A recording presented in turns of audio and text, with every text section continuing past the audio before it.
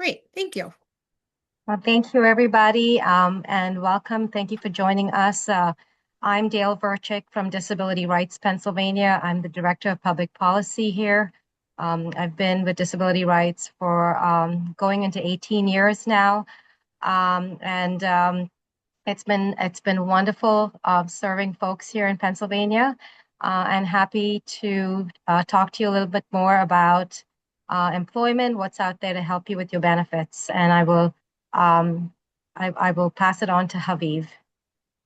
Hi, I'm Habib Traki-Vidal. I'm a staff attorney at Disability Rights Pennsylvania. I've been a staff attorney here for 3 years, a little over 3 years. I also have a disability, so I love the work that I do. I love helping people deal with discrimination issues that I had to handle on my own and my parents had to handle for me. So that's me. Oh, I'm under the PADS grant, which stands for the Protection and Advocacy for Beneficiaries of Social Security. So, Thanks, Haviv. So just looking at some of the objectives of this presentation, we are going to introduce to you who we are, Disability Rights Pennsylvania. We're going to learn about rights under the ADA, the Rehab Act, and the Pennsylvania Human Relations Act. We are also going to talk to you in some detail about how to request reasonable accommodations from employees. That's going to be Haviv's role. And also to how to file a complaint for violations of the ADA, the Rehab Act, and the Pennsylvania Human Relations Act. Again, if we are talking in acronyms, we will try and stop and expand as much as we can, but that's a force of habit, us talking in acronyms. So we will try to spell everything out for you. And finally, we're gonna offer you some tools and resources for self-advocacy and reasonable accommodations. So who we are as an organization, Disability Rights Pennsylvania, we are an independent nonprofit organization under Section 501c3 of the IRS Code. We are mandated in Pennsylvania and designated by the governor as Pennsylvania's protection and advocacy system. So every state and territory in the United States has a protection and advocacy agency. We came about after some really egregious discoveries of abuse and neglect in facilities, and there was an investigative journalist, if you remember, Geraldo Rivera, who uncovered some really horrific situations up in Pennhurst here in Pennsylvania, but also facility up in New York. And after those discoveries, the Protection and Advocacy Network was founded. And so we are it for Pennsylvania. And what some of the things that we are that we are charged to do are legal and advocacy services to and for folks with disabilities all around the state, including improving disability services and social systems, ensuring civil rights, are enforced, and empowering the community, and of course, providing technical and training assistance. And here is our mission. You can also look at some of the information that we are offering you here on our website.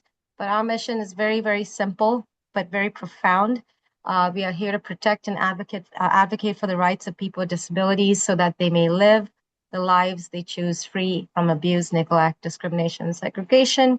And we want to see a Commonwealth where people of all abilities are equal and free. We do have priorities and objectives. We have a board, and the board kind of determines the priorities and objectives based on public comment. We put out public comment every 3 years, and we take information from folks in the community to establish what we need to work on. So these are the priorities and objectives. I'm not going to read through them. They're very much in line of what we do and how we serve people and how we take on cases. So again, all of it is under that umbrella of ensuring that folks are free from abuse and neglect. and unnecessary segregation. Um, as Habib had mentioned, she works a lot on PABs, and basically PABs, if you look at the screen, is number 5, protection and advocacy for beneficiaries of Social Security, and that's one of the federal grants that funds us. We are primarily funded by federal grants, and these are the various grants that fund us to serve folks with disabilities. So sometimes, folks will call us and say, I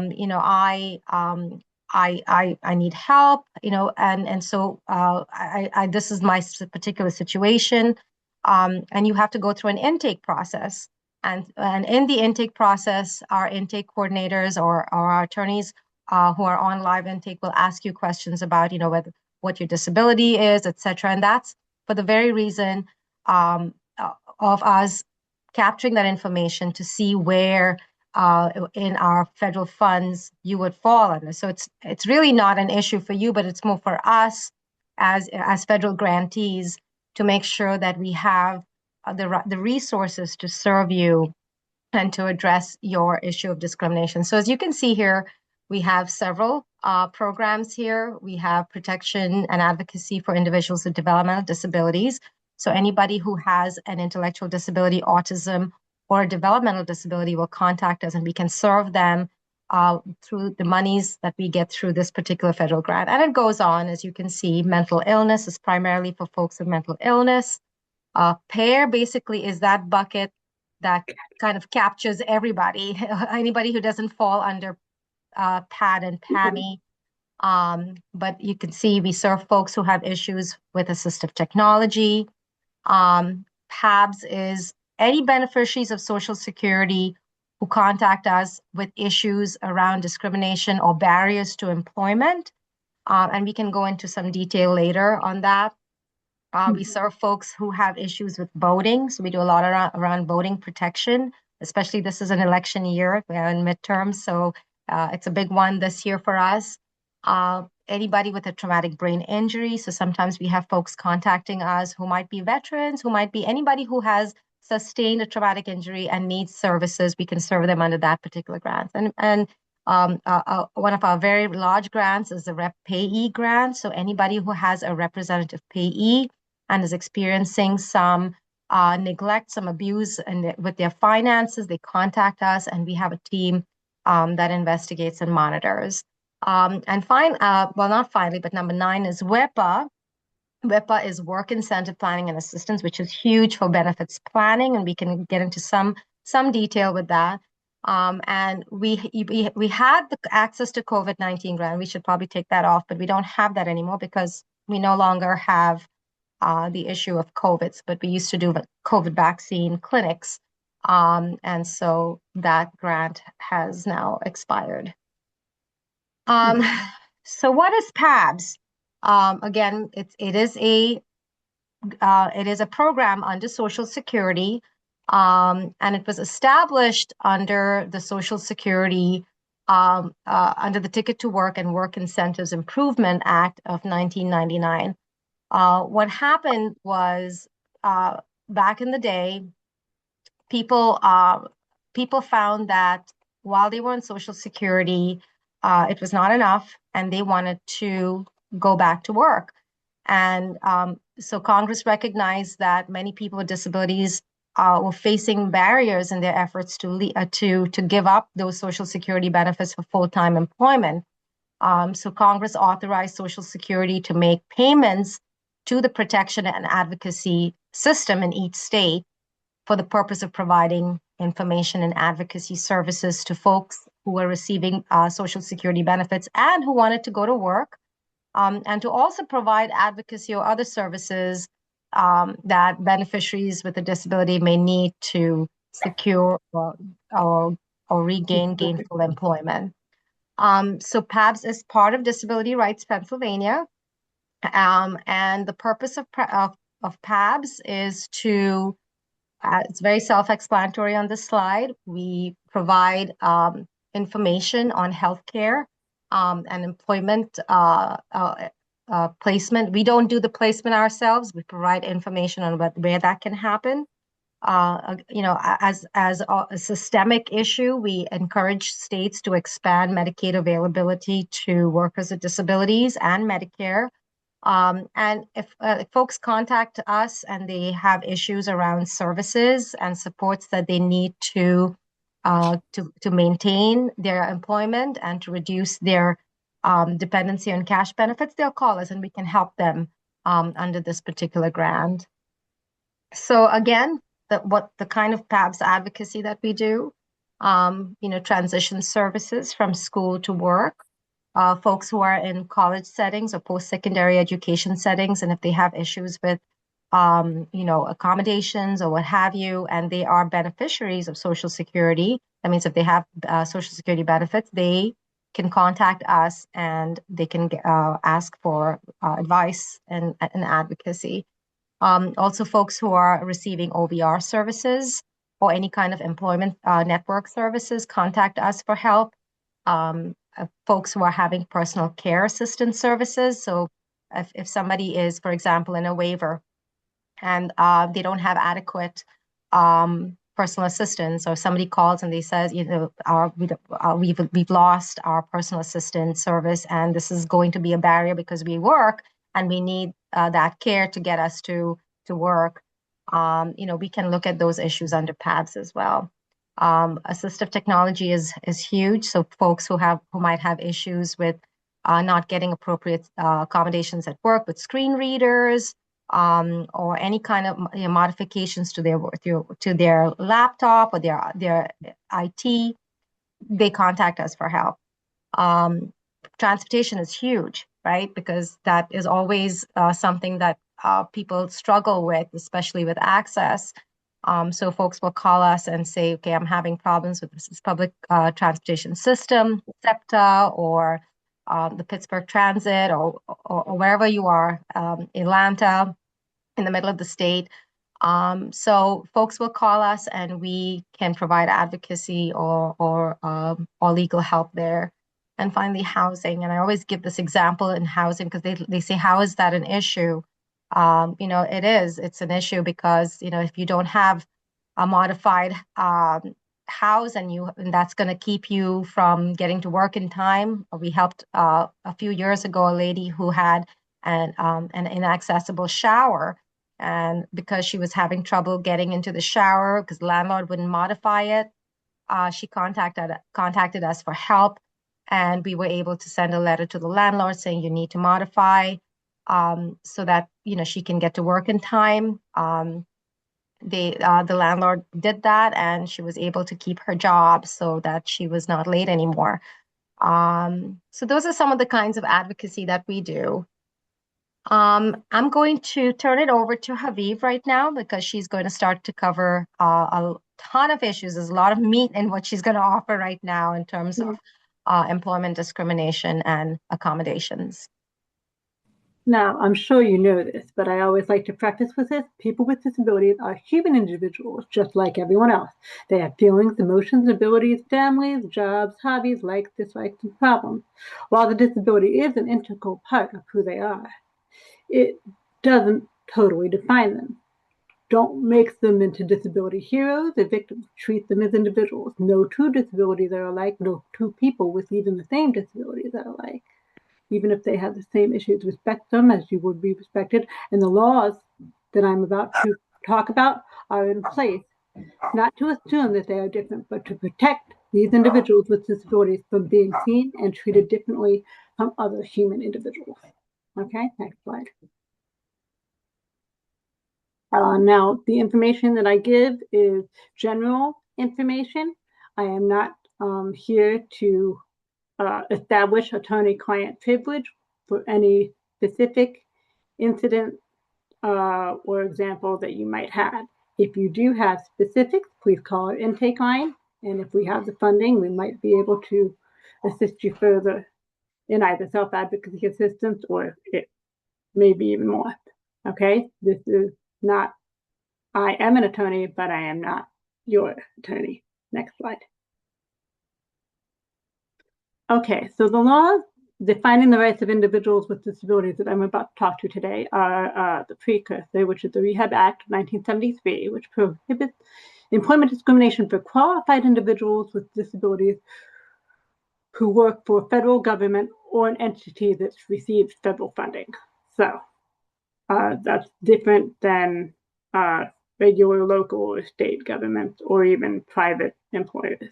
Now, the Americans with Disabilities Act uh, came about, as you know, in 1990, and it prohibits discrimination and all kinds of discrimination, but also discrimination against qualified individuals with disabilities who work for state and local government or private businesses with 15 or more employees. Okay, next slide. And then we're going to talk about the Pennsylvania Human Relations Act, which is basically what I like to say is the state version of the ADA. It prohibits the same kind of discrimination as the ADA does against all qualified employees, but this time it's for private employers with just 4 or more employees. So it grants coverage to more employees with smaller employers. Okay? Otherwise, it's the same as the ADA. With regard to it, well, now, what types of actions are considered discrimination in employment under these laws? Well, the ADA, the PHRA, and the Rehab Act, if you get federal funding, stop people from being works kind of like any other discrimination, harassment discrimination law, in that if someone's being harassed just because someone found out they have a disability or even thinks they have a disability, that's not allowed under any of these laws. Assuming that an individual is not qualified just because they have a disability. Now, this is the big one, because a lot of times the reason why we're not allowed to assume is also a double-edged sword, because I'll talk about it later. Denying an individual with a disability a reasonable accommodation if requested without offer of alternate accommodation with comparable effect, and retaliating against someone for exercising their right to ask for reasonable accommodation or report harassment that they are encountering. Next slide. When do these protections from disability discrimination begin? As soon as you want to apply. In other words, in all facets of employment, your job application procedures, your hiring, firing, benefits, compensation, advancement, training, and any kind of conditions or privileges of employment, as well as, of course, the refusal to grant reasonable accommodations and protections against certain types of medical inquiries. So that means that you can ask for reasonable accommodations at any time, even during the application process, if you know you need it. Okay, next slide. Speaking about application process. Now, during the application process, as I said, we'll talk about how to get reasonable accommodations a little later on in the presentation, but right now we're going to talk a little bit about what you're protected against in the job application process just because you have a disability. Remember, I said you're not allowed to assume that someone with a disability can't do something. So they can't ask specific disability-related questions unless they really have to do with the job. For example, I like to give this example. Let's say a person is in a wheelchair, and part of their job is not to belittle anybody, but they work in a department store and they're supposed to stock or check the stock of supplies, and they're wondering how it is that you're going to do the essential functions of reaching or looking at or cataloging what there is. And so they can ask questions pointedly like, I see you in a wheelchair. How do you intend on doing essential functions of the job or a specific function? And then they can say, well, if they have this, there are, as you know, wheelchairs that allow people to kind of be in a standing position. So they can say, well, I pressed this little button and now I'm in a standing position and I can reach it. All right. So, so, or if they, so that's one of the reasons we say that these are the only types of job application process questions that you can ask specifically about your disability. They also can't submit about medical questions unless everyone is submitting to the same medical path, like air traffic controllers need to be able to see without, I think it's still without glasses, right? So everybody's got to do it. And that's just one of the essential, functions of the job. Otherwise, there are a whole bunch of caveats, and there's guidance on how you can do this, or whether you can do this, or what it can be used for, and all medical exams and information must be kept confidential. Next slide. Post-offer, it's also permissible to ask additional questions that require a medical examination. For example, if they're just like I kind of said from the last slide, then same, as long as everyone is submitted to the same standards, not just the people with disabilities. You can't make up a medical requirement because somebody walks in or comes in or, rolls in with something. All right, next slide. So who is protected? A qualified individual with a disability is protected. Next slide. A qualified individual has a specific definition. First of all, first we're going to define what a disability is under each of these statutes.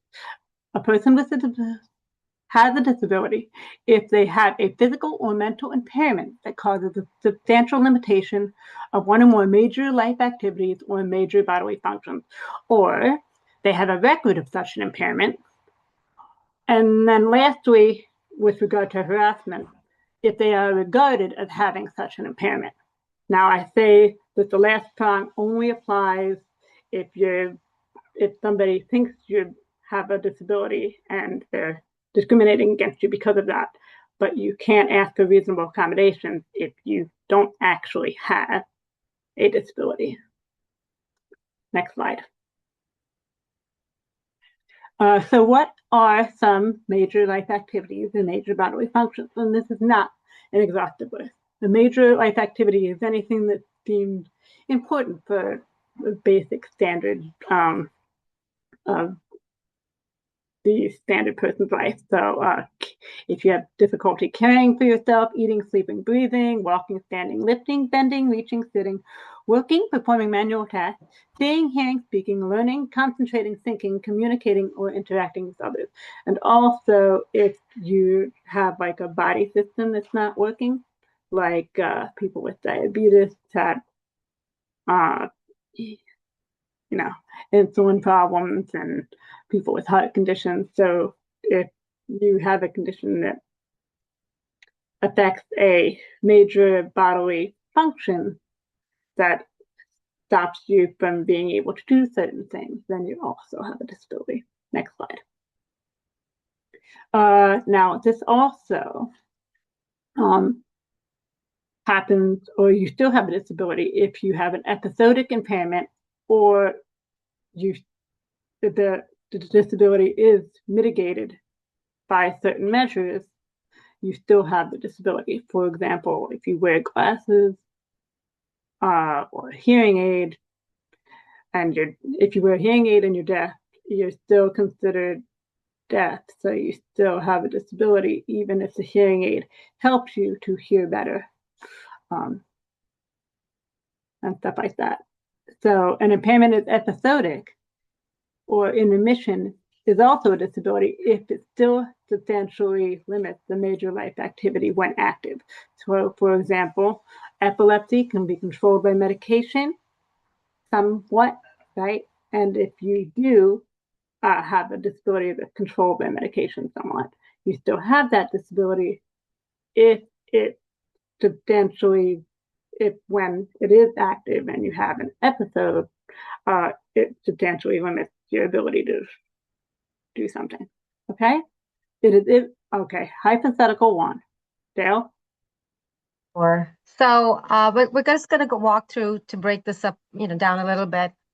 So Maria has MS, multiple sclerosis, and her symptoms are mostly controlled by medication, but she still experiences some fatigue. She has not had an MS flare in a year. So is she a person with a disability under the ADA? And I can't see the chat, but if you can put something in the chat or say it out loud, we just wanted this to be a tiny bit interactive for you. I'll look at the chat.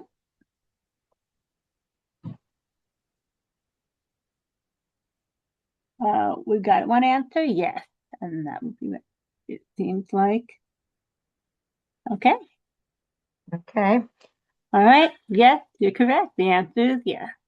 As I said before, under all the laws, the condition is a disability even when if symptoms aren't apparent, even when you don't have a flare or you're in remission. As long as it would, okay. So next is, how do we know when someone is qualified individual with a disability in employment? And an employee is qualified for a position if they meet two requirements. The employee satisfies the requisite skill, experience, education, and job-related requirements of the position, and they can perform the essential functions of the position with or without reasonable accommodations. And I'm going to describe this for just a second before we move to the next slide. The law is kind of written in a way that makes it unclear. What it means is, even if you don't need a reasonable accommodation, you're still qualified if you can do the essential functions of the job. And you're qualified if you need to ask for a reasonable accommodation in order to do the essential functions of the job. Next slide. So what are some essential functions of the job, and how do we know that they're essential? This is a fact-specific determination. It depends on the actual job. Essential functions are basically the key responsibilities or requirements of a particular job. Various factors may be considered in determining whether or not a function is essential. Employer's judgment, job descriptions, the amount of time spent performing a function. Well, we're not talking about turning on and off lights unless that's what your job is. The consequences of not requiring a person to perform a function, the terms of a collective bargaining agreement, or the work experience of others who have a position like yours currently or same or similar positions. Next slide. Now, here's the big one. When do you disclose a disability? You're never required to disclose the disability at all, unless you are requesting a reasonable accommodation.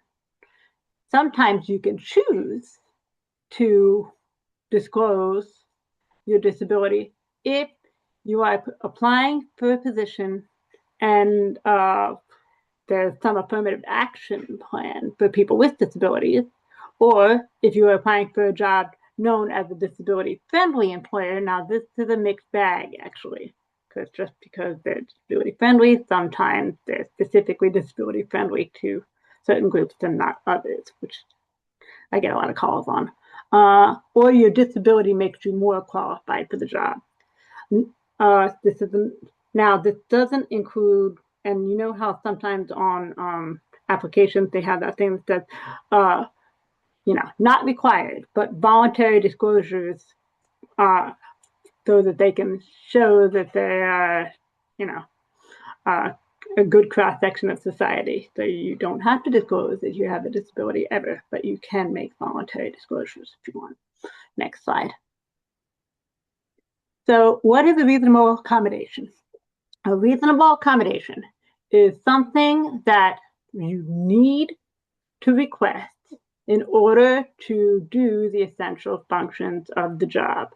You Might not know what that is, depending on the job, but as soon as you think you need something to help you do essential functions, you have to ask for it. Now, they can be things like modifications or adjustments to the work environment, the manner of circumstances under which the position is customarily performed. It can also be anything that enables the qualified individual with a disability to access the application process, perform the essential functions of the job, or enjoy the benefits and privileges of employment. For example, the reasonable accommodation to a parking lot. If you can't get to work and park there, if you have a car, then you might not be able to do the essential functions of the job. And I'll go into that a little because if they do have a parking lot, then they have to enable you to request a reasonable accommodation at a close spot if you need one. All right. Okay. Going to another hypothetical. So, does an employer have to give preference to a qualified applicant with a disability over other applicants? I'm going to read that again. Does an employer have to give preference to a qualified applicant with a disability over other applicants? And you can just put that in the chat.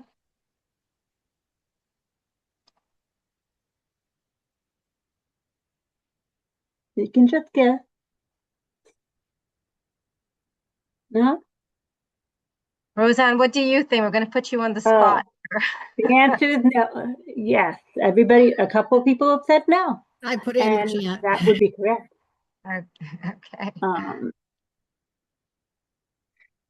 Under the ADA and the PHRA and the Rehab Act, an employer is free to select the most qualified applicant available and make decisions based on reasons unrelated to the existence or consequences of a disability.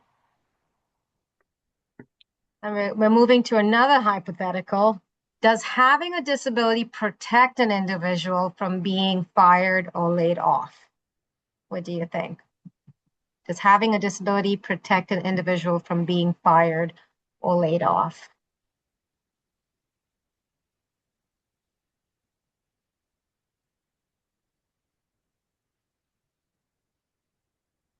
Do we have anything in the chat?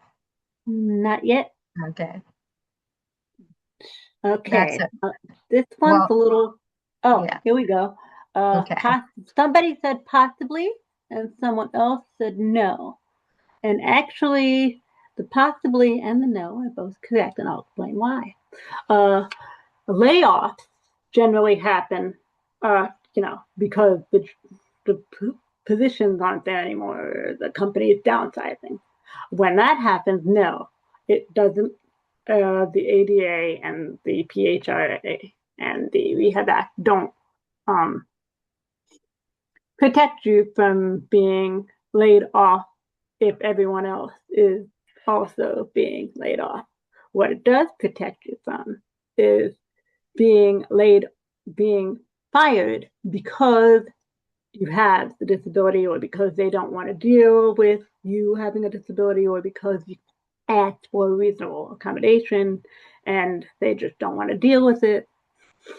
They can technically fire you if you are no longer qualified to do the job, because there are no reasonable accommodations available to you.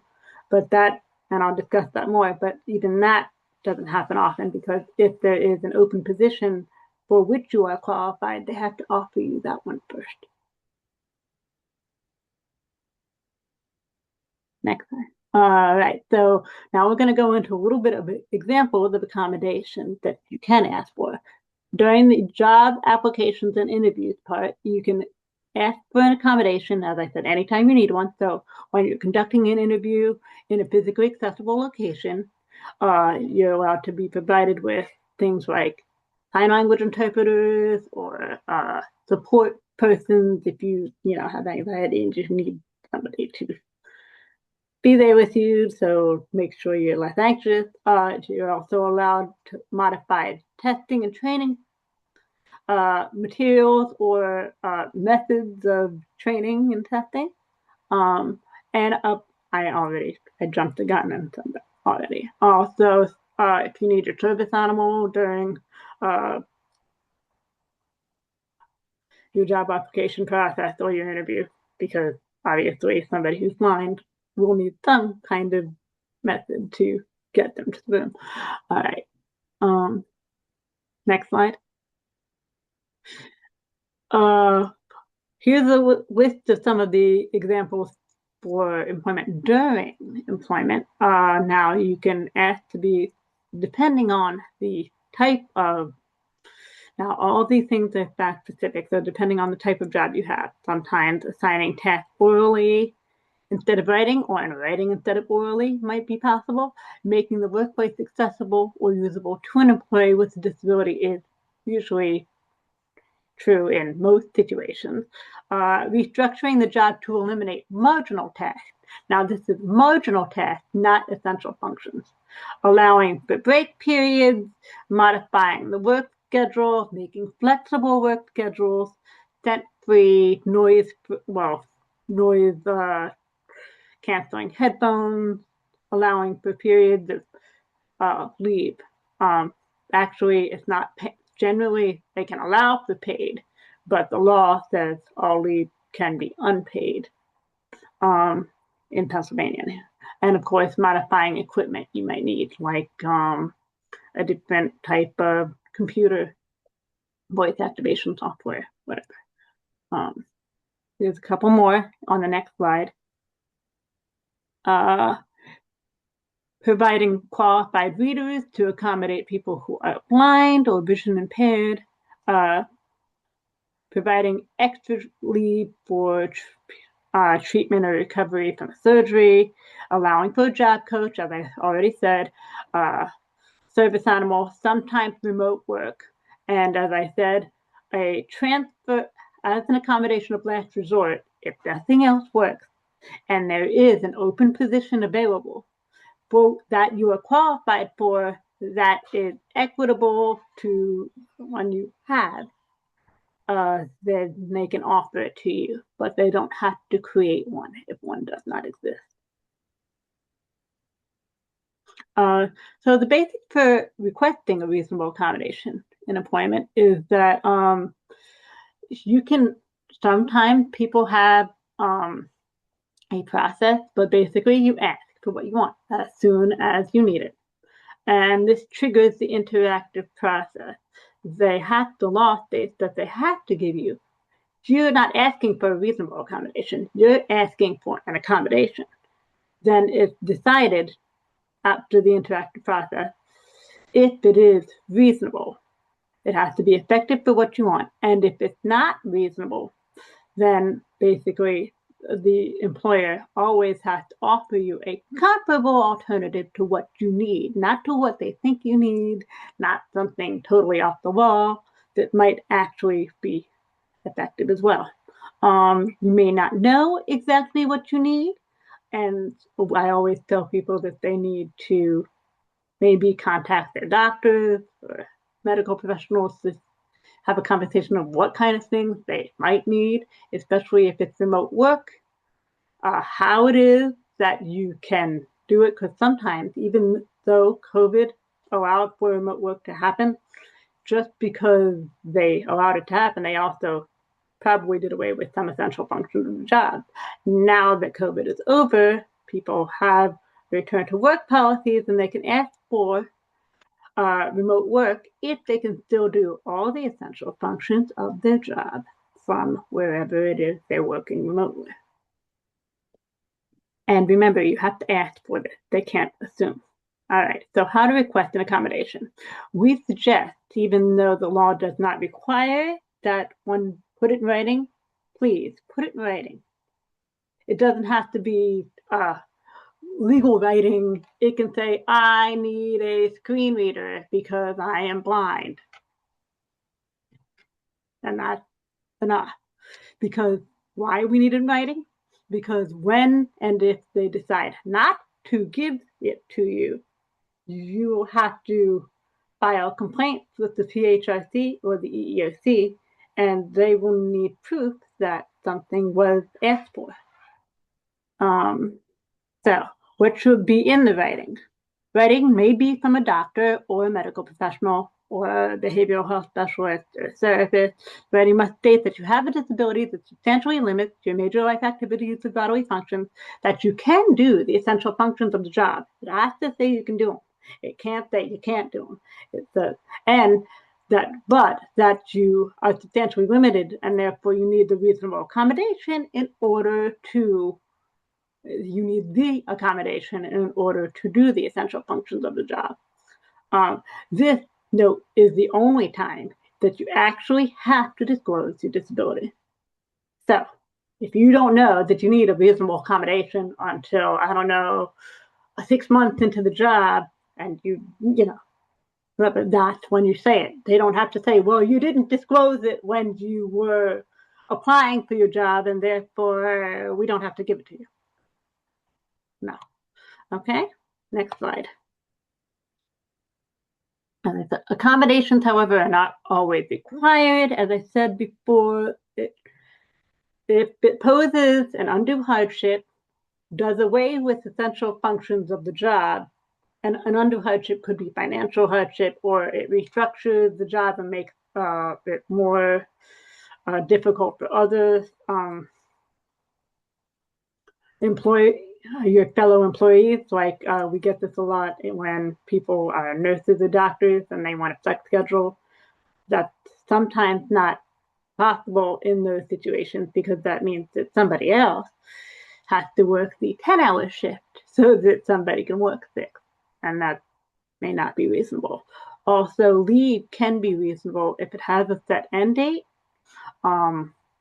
but it's not always reasonable, and every time it's going to be 6 to 8 months. Also, there's really big caveat here, not only an undue hardship, but if providing the accommodation will be a direct threat to the health and safety of the person asking or others, they do not have to provide it. Okay? And like I said, it's not reasonable if it does away with essential functions, which would leave the employee who's asking for it unqualified for the job, lowers production standards, requires other people to do more work, or people to provide personal use items. Also, the last one is the result in a supervisor change. Now, as I said before, this is different than harassment. If you're being harassed because you have a disability, then just like in other forms of harassment like age and gender and sexual discrimination, you have to contact HR and you have to give them a chance to tell them what's going on and give them a chance to stop the retaliation. And in that particular situation, if the discrimination is happening or the harassment is happening by the supervisor, then they can, remove that supervisor, but that's not a reasonable accommodation request. That's because of harassment. Okay, next slide. Okay, fourth hypothetical. Bill does not have a disability, but has a spouse with MS, with multiple sclerosis. He asks for an accommodation. That's a modified work schedule, so he can take his spouse to physical therapy appointments. His employer says no. So does this violate the ADA? And again, feel free to use the chat to say yes or no, and it's okay if you don't know. Nobody's saying anything yet. Oh, here we go. Somebody said no. Okay, you're right. No, but it falls under FMLA. Exactly. All right, so no, but it falls under FMLA. However, if FMLA is denied, you could say that they're discriminating against you in violation of the ADA and the PHRA as well, if they're retaliating against you for your association with someone with a disability. So usually it's no, but if then they say, well, we're also not going to give you FMLA even though you qualify and you worked here for a year because we don't want to. You not only have a claim with the Department of Labor, but you could have a claim with the ADA because they're retaliating against you for associating with someone with a disability. Okay. Now, here's a little bit about how to file claims. In employment scenarios, you can't just go to court. You have to file claims with administrative agencies first. Federal employees must file with the EEO counselor where they work or applied. The statute of limitations for doing that is 45 days from the discriminatory action. I know that this is a very, very short statute of limitations for doing this. But the websites of federal employees generally have, they have to have it on their website and as soon as you call them, that starts the process. So do that right away. And then private employees can file with either the EEOC if they are direct hires, and they must file within 300 days of the Discriminatory Act, or the PHRC, and the statute of limitations for filing with that is 180 days from the Discriminatory Act. So the Pennsylvania Human Relations Commission filled the loophole that the the Pennsylvania Human Relations Act filled the loophole that the ADA inadvertently created when they left out independent contractors. So if you're an independent contractor, don't worry, you're still protected. You just have to quote the right law. All right. You don't need a lawyer to file with these complaints. And sometimes mediation is offered, and then they have 180 days to investigate. They give you a finding. Sometimes the finding is there is no claim as the complaint is written. And that usually just means that there isn't enough proof or that they didn't submit proof. Whenever you file these claims, you have to not just say what happened. You have to have your paper trail and time limits. And if you need help with that, you can call intake line, and people who answer it will be able to help you do that. Then you get a right to and if you get a right to sue letter, that gives you a time frame to hire a private attorney and take it to court. Now, the Pennsylvania Human Relations Act gives you 2 years to do that. The EEOC only gives you 90 days. So we generally say file with both if both apply. And the Pennsylvania Human Relations Act has Human Relations Commission has an online form interrogatory questionnaire. They even have a little box that said we'd also like to duly file with the EEOC. So if you do the Pennsylvania Human Relations Commission first, you can duly file and you don't have to call the EEOC to do it. Okay, next slide. This slide has links to how to file. Now remember, private employees of 15 or more, you can file with the EEOC or the private employees of 4 or more, you can file with the PHRC. If you're a direct hire, the EEOC and the PHRC apply. If you aren't, only the PHRC is that enforces the PHRA will apply. And that stands for, these acronyms stand for Equal Employment Opportunity Commission and Pennsylvania Human Relations Commission, that enforces the Pennsylvania Human Relations Act and the Americans with Disabilities Act for the EEOC. That's next slide, I guess. Here are some resources for vocational training and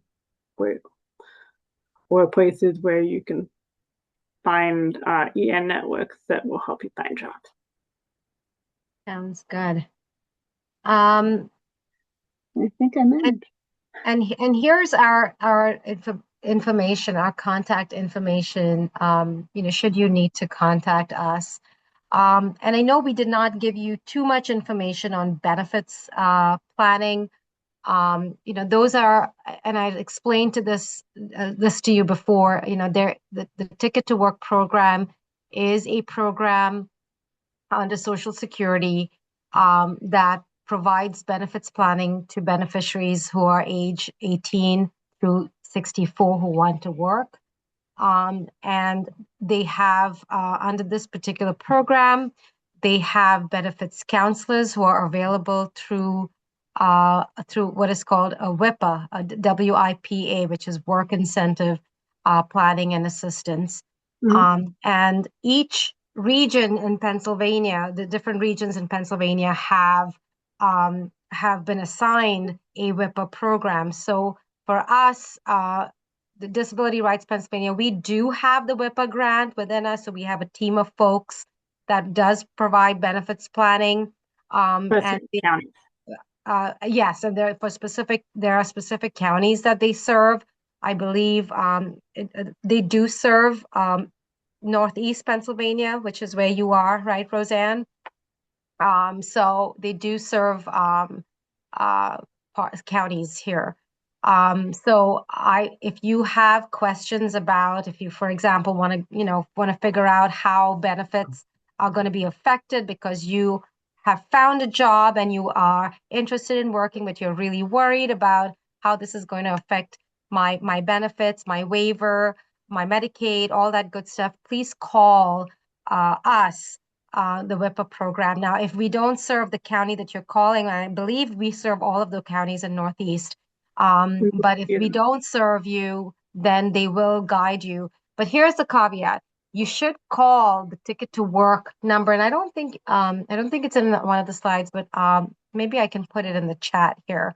If you call the Ticket to Work number, folks from the Ticket to Work program can give you information on who your WIPA provider is. So I will put that information. Let me give you the phone number here. I think I can cut and paste here. Can I say a few things? Sure. Generally, so just because you're working or want to work doesn't mean you lose your benefits right away. And even if you do, or while you're still on benefits, Medicaid and the Medicaid waivers still work generally. And even if you're working past that, there's medical assistance for workers with disabilities as well, called MOD. Now, I'm going to let this go for a couple more minutes because some people had questions in here. Somebody said how to report these violations. I think I mentioned how, right? Filing claims. And people can file claims on other people's behalf too. Does this pertain to all employees? You need to have at least 4 or more employees for private employers. So generally speaking, if it's just you and you work for your dad and there's only like a mom and pop store, I'm sorry, but maybe get them to hire some more people so you can complain about them. Any other questions? Yeah, I think I don't know, the slides will probably be available to be emailed. Yeah, if you're right? able to, you guys, if Dale, you can send me the slides if you're okay with that. I'll send it out with the recording for people. Sure, we can certainly do that. Somebody had a question about who should they contact for rep payee financial exploitation. They can call our intake line, and I'm going to put our Disability Rights Pennsylvania intake number here. It's on the slide. Well, they can see the slide. Oh yeah, if you can see the slide. On the slide. They also could they report that directly to Social Security or to Adult Protective Service to investigate? Would that be optional too? Adult Protective Service only for abuse, not for financial.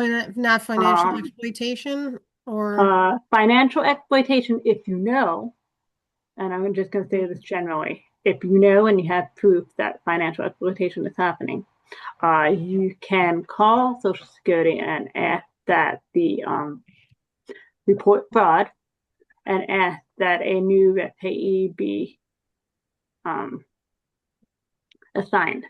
Now, that's just general. I don't know what the specifics of anybody's individual cases, but for instance, but that If a person suspects that their representative payee is not giving them, for example, somebody says, my rep payee doesn't give me money, for example, to, buy clothing or for some extra expenses, they can call us. We do have a team, the rep payee monitoring team, that will monitor and investigate, what's going on there. So it could either be an individual representative payee or it could be an organizational representative payee. Just call us and, we can look at those particular issues. Everything is a case by case situation. So they can certainly give us a call and say, I feel like my rep payee is not giving me enough of money or not paying my bills on time or whatever the issue is. So they can certainly give us a call. Pocketing money, yeah. Pocketing the money, misappropriating, any kind of those issues, they can certainly call us and we can determine then whether it is an issue that that is warrants an investigation. What number should we call? You could call the 800 number there, 800-692-7443. Somebody answers live Monday, Tuesday, Thursday, Friday. There's also an intake form online on our website. So, and this week we are closed. We do close once a week, once a month, for the whole week because we just we get a ton of intakes. So sometimes we need that time to catch up and to contact folks and lawyers like Haviva are very, very busy. So, so we do take that breather once a month. So this week we are closed for intake, but we will reopen next week on Monday, 9 a.m. to 3 p.m. Somebody always answers live.